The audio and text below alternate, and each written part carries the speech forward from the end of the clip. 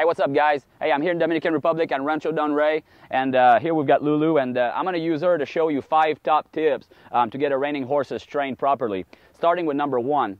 Number 1 tip is you want to make sure your horse is stacked up properly, okay? So first, we're going to start with the bridle. You want the bridle not too tight. You don't want to have any folds right here above the mouth, okay? That means that it's too tight, and you don't want any space between the shank and the corner of the mouth so that it's not hanging too low and being uncomfortable in the horse's mouth. So you want to make sure your bit is adjusted properly and that you have proper lever action. This is what the chain is for, and this is what the headstall around the head is for. This gives you proper leverage action, all right? And you want to make sure that you have at least 45 degrees of action before any contact from the chain. The nose bend helps you have more precision in your bit and in the control of the mouth. But you want to make sure that you don't have that nose bend too low where it's interfering with the leverage of the bridle or the contact of the chain. Next, you want to make sure that you have a good fitting saddle at the right place on the back of the horse. If it's too far back, you're applying wrong kind of pressure on the belly and it's going to be uncomfortable. If it's too far forward, you're going to be squeezing the wither, making the horse really difficult to use its shoulder. So you want to make sure that it's fitting very well with the proper pad, with the cinch set up right in the middle. You don't want to have the cinch over to the left or the right, so make sure that it's always adjusted conveniently.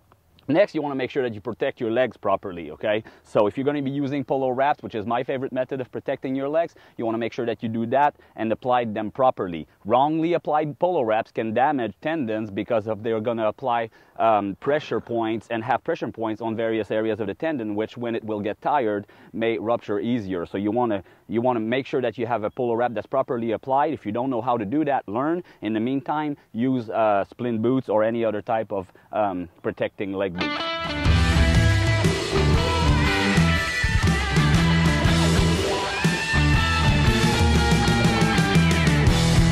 Second, you want to make sure that your horse is mentally ready to be trained. If your horse is fidgeting around or is chewing on the bridle and giving you any indication that it's a little bit too fresh to be paying attention or may be dangerous for you to ride, it's probably better that you get the fresh out of the horse by lunging it with a lunge line or in the round pen and let the horse get that fresh out so that you can have a horse that is ready to learn and ready to ride underneath you. As you can see, this mare here is definitely ready to go. Her tail is quiet, her ears are nice, I feel zero negative energy in her body, so I feel that she is ready to be trained. But that is not the case with many reining horses, especially those that are still young or a little bit more on the nervous type. So don't be afraid to get the fresh out of your horse and get them mentally ready to be trained.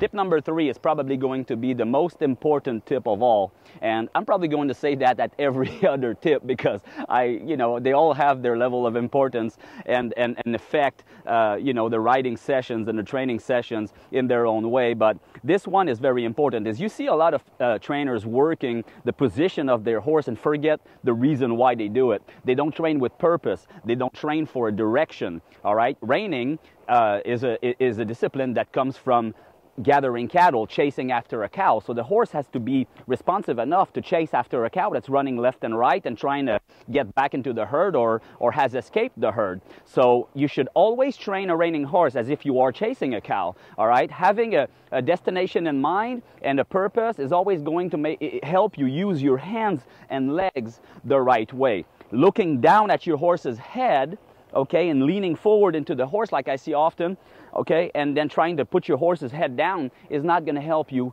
go get the cow that ran away from the herd, all right? So it's very important to train with purpose.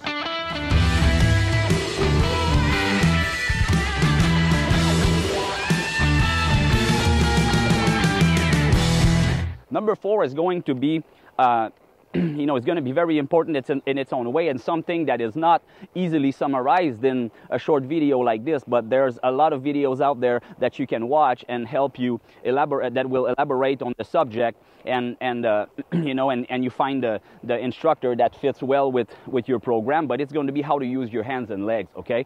So a horse travels in a diagonal, okay, in reining. So if you are going in the left direction and you're going on the left lead, whether you're doing a run down to the stop or approaching a lead change or fast circles, you want to make sure that your outside leg and inside the hand remain priority, okay? This is the drive, this is the direction.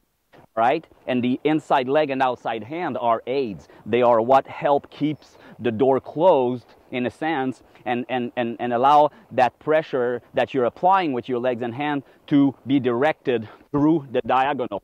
Too often I see people pull and push with their leg without any sense of direction and without any priority to the outside leg and inside hand, which is just basically pulling and kicking, which doesn't make any sense to the horse. So it always has to make sense to the horse, and you have to be as precise with your legs and hand in order to properly channel their energy through their body and teach them how to drive from behind, outside hind leg, pushing the energy through the inside front leg. All right, so this is a very this is something that I practice a lot while warming up my horses. So I will apply some light pressure with my outside leg, all right, and the horse look a little bit in the direction that I'm going. All right, it's very important that I can always see you know, the corner of their eye. All right, so occasionally I may have to put their head to the outside for some particular reason, which may be to increase drive through the front inside, but ultimately will always come back towards the inside. All right, so an indirect rein against the shoulder towards my outside shoulder is quite often the most and most effective place to put your hand. All right, and so and it's very important to have your hands in a steady place and keep them steady and use your legs to drive and channel that energy until you've obtained the desired position.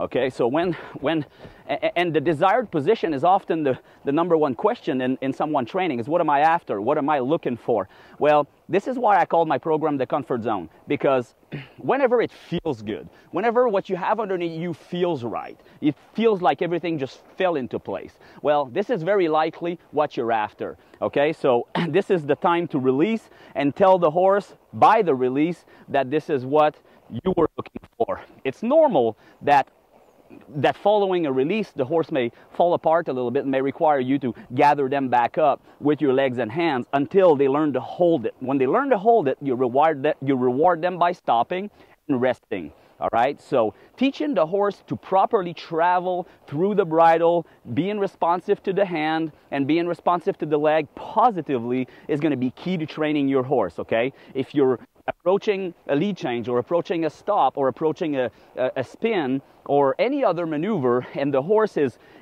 falling on its shoulder or is very heavy in the hands, tight in the body, tight in the neck, then this is going to probably be how the maneuver will look. But if the horse is very light in the hands, soft in the neck, traveling properly and strongly with the body while remaining quiet, then you know that you have a horse that is concentrating its energy in the right parts of the body to approach the maneuver. So being able to recognize that and develop that at a slower pace first is what's going to stand out and make you a better trainer.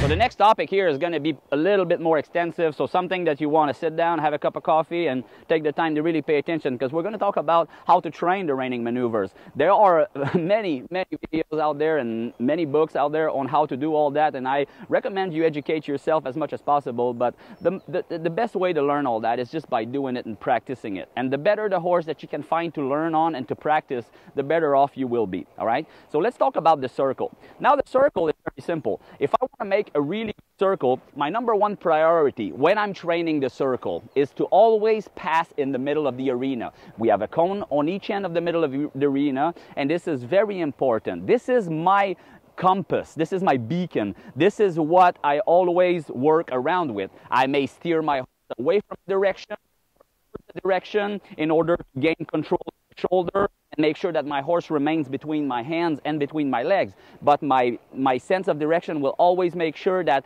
I can pass properly in the middle. All right, so this is my number one priority.